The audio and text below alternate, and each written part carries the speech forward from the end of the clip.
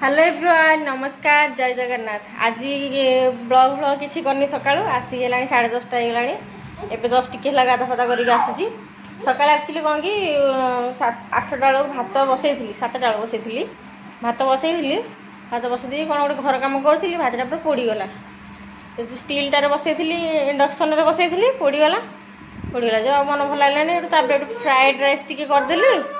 काली जो रातिर भात थिला हाँ काली जो रातिर भात थिला से भात में फ्राएड राइस करदेली भेजिटेबल्स पकईकि आ भात रोसे करनी आउ थे भात रोसे करी खाइनु कि मो पुओ जहाँ खाई से सेरीगुड़ टी खाई रोसे करनु माछे जी माछ आणले एकाधे भात बसई माछ रोसे करी माछ बाछी देखो जी फ्राएड राइस केमती कर बेला खराब एटा फ्राएड राइस टिफिन पैक कर देता पापा आगे अच्छे मुझे भात खाई तो मुझे अल्प करी फ्राएड राइस एटा पखाड़ भात आगे अच्छी खाईदेवी। एटा काली राति टमाटो तरकारी कर टमाटो तरकारी टी अच्छी ये बसई मो पुअर फोन चार्ज बस चार्ज हो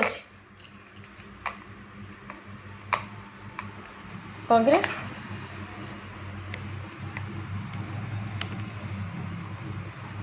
कुदीदेला तो है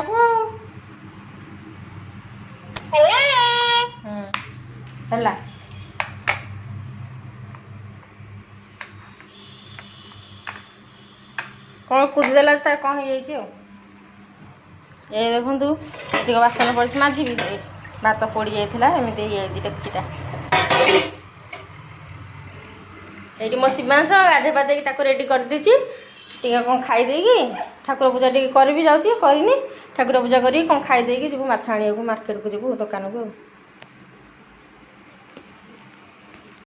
चढ़े मैंने कहीं चेंज हो मेना मेना ची ची ची ची ची ची ची ची रहीगला मुझे चिंची कली से रहीगला। ये ड्रेसटा मोर हो गला 3.5 वर्ष पर हो गला 3.5 वर्ष लॉन्ग लास्टिंग देखो सांग मैंने ये पानी डब्बारे खेलना जरे भर्ती कर रखी सी जा बस मोबाइल धरी कौन ताको कहब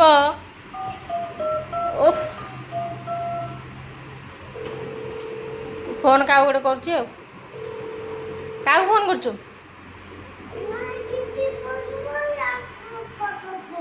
पापा को फोन कर तू खाली दिन जाऊँ पापा को फोन कर गला तो स्ट्रॉबेरी चॉकलेट पड़गला खाई सारे चल बासन मार दे बासन अच्छी ना बासन मार सारा केते बासन तापर जी बासन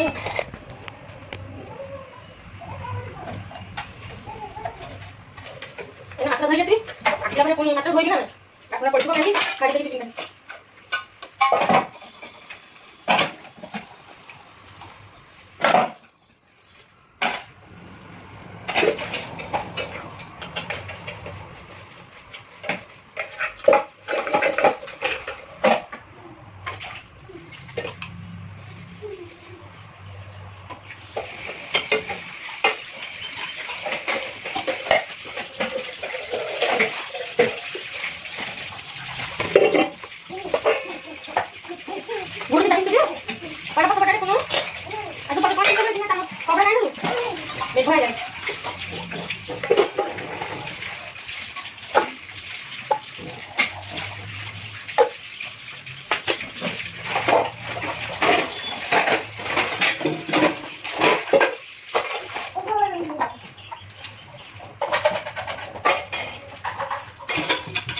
फ्राइड राइस पकड़ कैप्सिकम आलू आलू टमाटर पकड़ टमाटर पकड़ प्याज पकड़ हल्का गरम मसला लଙ୍କା हल्दी पकड़ वो बेची दिला ये भात पड़े जाए भात खाना को बेले कर आगु बहुत फ्राइड राइस कम फ्राइड राइस आ जो करे मन इच्छा फ्राइड राइस माने भाबी करी परिली तो जे भातरा पड़िबा ना कहीं ना देखि उबे भात पड़िला ता पखाला लगा के रांधिली अरे भात थिला लगा के ना से भात को तो चल कैप्सिकम ले पक्का को पकड़ फ्राइड राइस कर दो तो जब मैं ऑफिस जाती जब मैं फ्राइड राइस कर देती एने टाइम लगते हो अब खाया भी पड़ जाता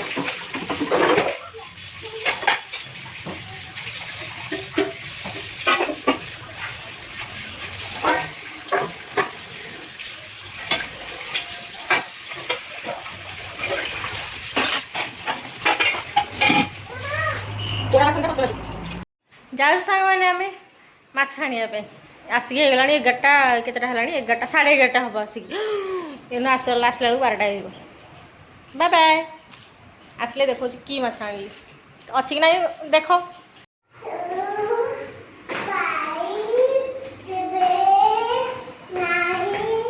এইটি কি କହିବ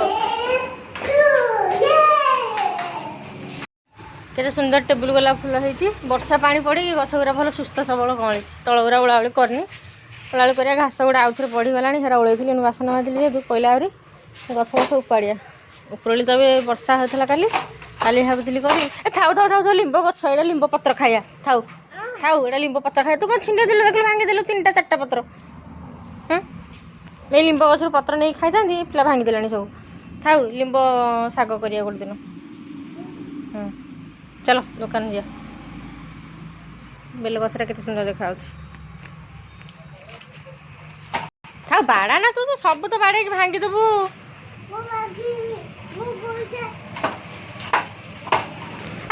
ତତେ ନେବି ଥୋଇଆ ବେଡ଼ ଥୋଇଆ ଚାଲ ଯିବା ବେଡ଼।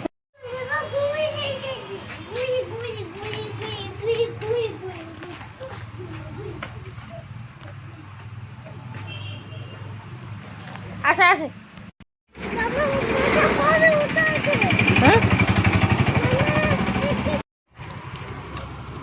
ହଉଛି ଟିକେ କାଖ ଟିକେ ଚାଲ ଚାଲି ଚାଲି ଚାଲିଛି ଟିକେ ଆଉ ମଝିରେ ଟିକେ କାଖେଇଥିଲି ଏବେ ଟିକେ ଚାଲିକି ଯାଉଛି।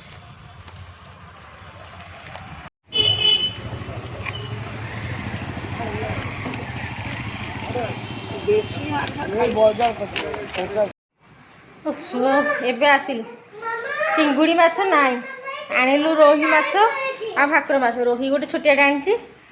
ରୋହିଟା ମୋତେ ଭଲ ଲାଗେ ଖାଇବାକୁ ନା। ଭାକୁର ଗୋଟେ ବଡ଼ଟେ ଥିଲା ତାର ପେଟ ଅଛି ସେ ଖାଏ। ମାଛ ପୁରା ଶେଷ ସରିଆ ମାଛ ଯାହା ଥିଲା ଆଣିଛି। ଟାଟା ଗ୍ଲୁକୋ ଗୋଟେ ଢାଳିଗଲାଣି ଏଇଠି। ଟାଟା ଗ୍ଲୁକୋ ପିଉଛି ଢାଳି ସାରିଲାଣି ଏଇଠି ଢାଳି ସାରିଲାଣି। ମାମା କହୁଛି ମୋତେ ଏଇଟା କ'ଣ ପାଇଁ ଢାଳିଲୁ ସିଏ ନିଜେ ଢାଳିକି ମୋତେ କହୁଛି ଢାଳିଛି। ଆଗ ଟାଟା ଗ୍ଲୁକୋଟା ପିଇଦିଏ ତାପରେ ଯେଉଁ କଥା। ଯେଉଁ ପ୍ରକାର ଗରମ ମାନେ ଖରା ନାହିଁ ଗୁଳୁମୁଳି ଯେଉଁ ପ୍ରକାର ହେଉଛି ବର୍ଷାଟା ଛାଡ଼ି ଯାଇଛି ନା ପୁଣି ମେଘ ଉଠେଇଛି ଆଜି ପକେଇପାରେ। ଗରମ ଯେଉଁ ପ୍ରବଳ ଯାଉଛି ରୋଷେଇବାସ କରିଦେବି ଏଇଟା ପିଇ ଦେଇକି ରୋଷେଇବାସ କରିଦେବି। ଟିକେ ଟିକେ ବର୍ଷା ପକେଇଲା ଏତେ ଗରମ ଯେ ଗୁଳୁମୁଳି ଯେ କାହା ଖାଲେ ଲାଷ୍ଟକୁ ଡ୍ରେସ୍ ଖୋଲିଦେବି ନାଇଟ୍ ପିନ୍ଧି ପକେଇଲି। ଏଇଠି ମାଛ ଏଇଟା ହେଉଛି ଦେଖୁଛି ବ୍ୟାକ୍ କ୍ୟାମେରା। ଏଇଟା ହେଉଛି ଭାକୁର ମାଛ ଭଲ ପିସ୍ ହେଇଛି। ଆଉ ଏଇଟା ହେଉଛି ରୋହି ମାଛ ଧୋଇକି ସବୁ ପରିଷ୍କାର କରି ରଖିଦେଇଛି। ଆଉ ଏଇଟା ତାର ରୋହି ମାଛ ମଞ୍ଜି ଏଇଟା ବାହାରିଛି। ଛୋଟ ଛୋଟ ମାଛ କିନ୍ତୁ ଏଇଥିରୁ ମଞ୍ଜି ବାହାରିଛି। ସେ କହିଲେ ଏଇଟା ନଦୀ ମାଛ ନଦୀରୁ ଧରା ହେଇଛି ସବୁ। ତେଣୁକରି ମୁଁ ଏଇଟା ଡାଇରେକ୍ଟ ଏଥିରେ ହଳଦୀ ଲୁଣ ଗୋଳେଇବିନି ତାକୁ ଏଇଠି ହଳଦୀ ଗୁଣ୍ଡ ଟିକେ ଲଙ୍କାଗୁଣ୍ଡ ଟିକେ ଲୁଣ ଟିକେ ନେଇଛି ଆକୁ ଏଥିରେ ଗୋଳେଇ ପକେଇବି। ମୋ ପୁଅ ବସିକି ସେଇଠି ବସିକି ଚକୋଲେଟ୍ ଖାଉଛି ଜେଲି ଚକୋଲେଟ୍। କହିଲି ଚିପ୍ସଟା ଖା ଖୋଲିକି ଦେଇଛି ଖାଇଦେ।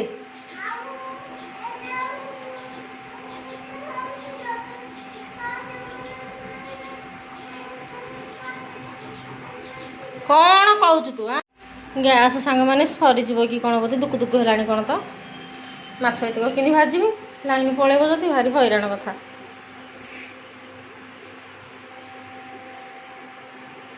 ଆଗ ଭାକୁର ମାଛଟା ଭାଜିଛି ତାପରେ ଯେଉଁ କଥା।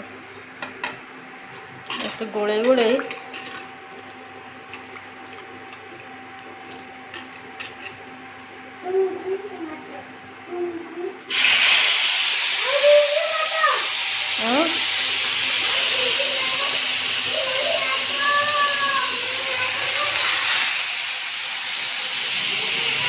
এটা ମୋ ପୁଅ ପାଇଁ ପେଟ ମାଛ ଯଦି ଭଲ ନା ଖାଇବ। ଏର ଲମ୍ବା ଲମ୍ବା କଣ୍ଟା ବେଶୀ କଣ୍ଟା ନାହିଁ। ଆଗ 3ଟା ପକେଇବା।